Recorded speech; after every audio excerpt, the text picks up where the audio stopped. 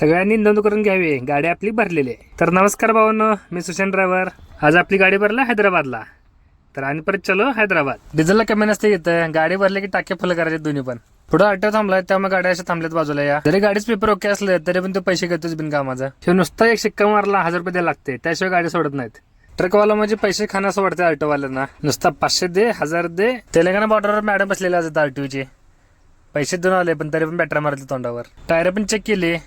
रात्री चालण्याचा एक फायदा आहे की टायर गरम होत नाहीत, गाडी आरामशीर चालत्या. रात्री कोण अडवायला का नाही त्याला काय सुट्टी द्यायची नाही, डायरेक्ट मटर कार असतात. असा पूर्ण काच खराब कर टाकले किड्याने. 40-50 आरामशीर मेले असतील आपल्या हातात आज. अजून हैदराबाद आहे 200 किलोमीटर. जरा कंटाळा आला होता त्यामुळे फ्रेश झालो. आलो बघा हैदराबादच्या रिंग रोडला. हा हैदराबादचा बायपास आहे.